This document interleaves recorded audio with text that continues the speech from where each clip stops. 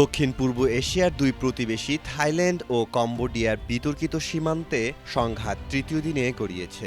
পাল্টাপাল্টি গোলাবর্ষণ ও বিমান হামলায় এ পর্যন্ত অন্তত ১৩ জন সেনা ও বেসামরিক নাগরিক নিহত হয়েছেন। সংঘাতের কারণে উভয় দেশের সীমান্ত এলাকা থেকে প্রায় ৫ লক্ষাধিক মানুষ ঘর ছেড়ে নিরাপদ আশ্রয়ের সন্ধানে যেতে বাধ্য হয়েছেন।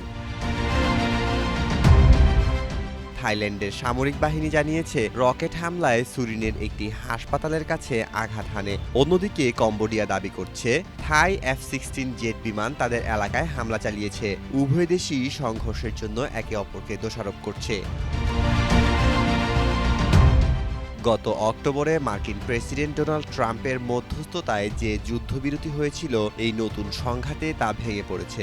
এ ব্যাপারে ট্রাম্প নতুন করে ফোন করে সংঘাত বন্ধের আশ্বাস দিয়েছেন। তবে উভয় পক্ষের কঠোর অবস্থানে দ্রুত আলোচনা শুরুর কোনো সম্ভাবনা দেখা যাচ্ছে না। সংঘাত আরও গভীর হওয়ার আশঙ্কা করছেন বিশেষজ্ঞরা। মেহেদী মাসুদ, জনকণ্ঠ।